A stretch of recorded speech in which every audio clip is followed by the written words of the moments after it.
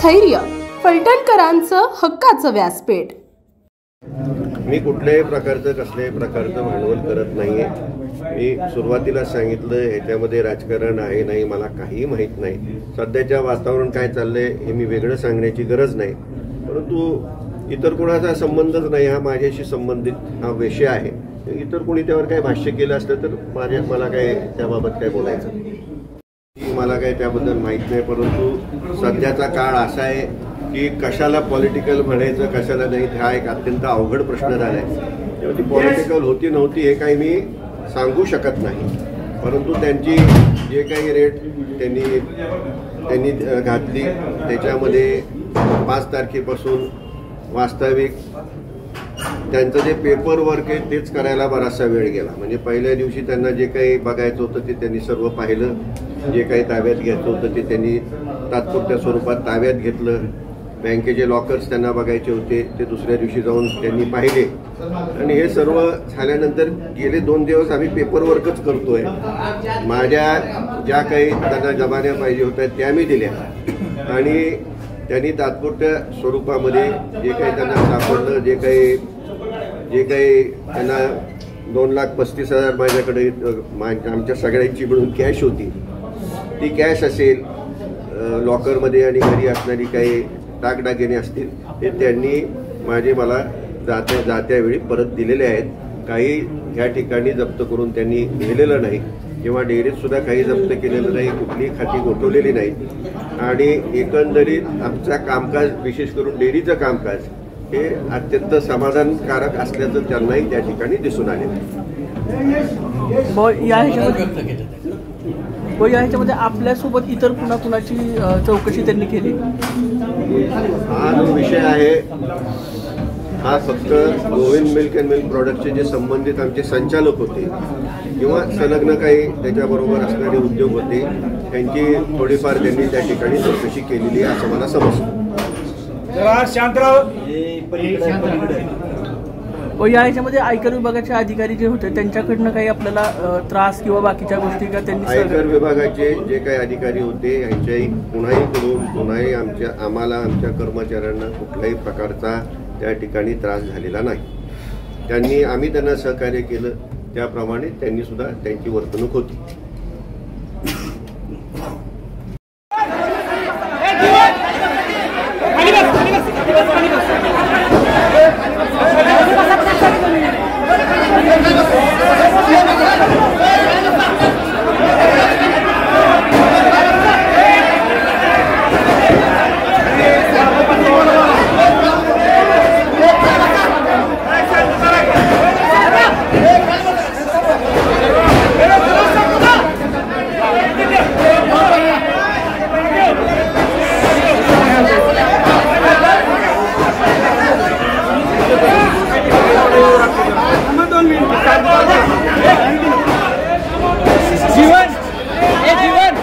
Mobile मधून shoot करते काय बोलतात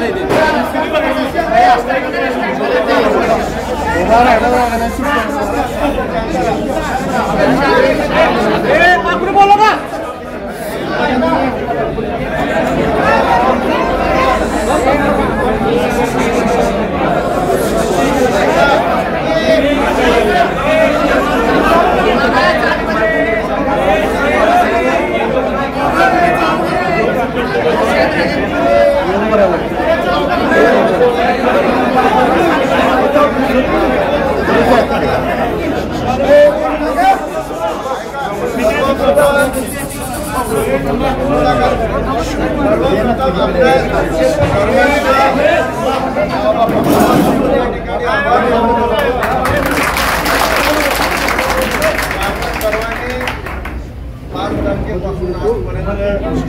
सर्वांनी जी काय भावना आपली या ठिकाणी व्यक्त केली आपल्या मनापासून आभार।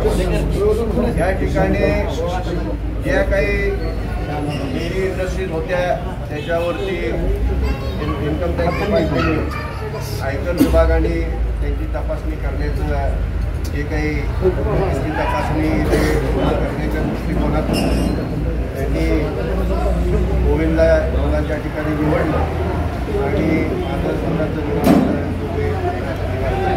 ठिकाणी त्यांनी अशा प्रकारच्या हेड आयोजित केल्या होत्या, त्यामध्ये त्यांना काही सापडलेलं नाही.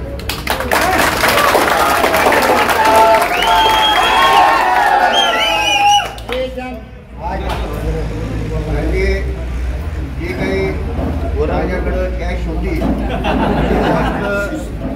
2,35,000च होती, त्यांनी मला परत दिलेली आहे, ते काही घेऊन गेलेले नाही.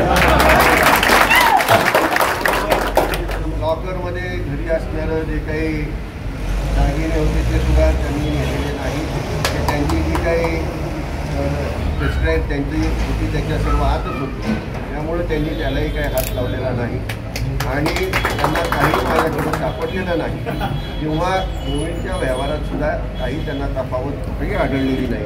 त्यांनी त्यांचं काम केलेलं आहे आणि त्यांच्याकडून सुद्धा कुठल्याही प्रकारचं अनुचित प्रकार किंवा अनुचित वागणं बोलणं झालेलं नाही. त्यांना आपण पूर्णपणे सहकार्य केलं, त्यांना जे पाहिजे ते सर्व दिलं, त्याप्रमाणे त्यांनी त्यांची तपासणी केली आणि ते आता इथून गेलेले आहेत.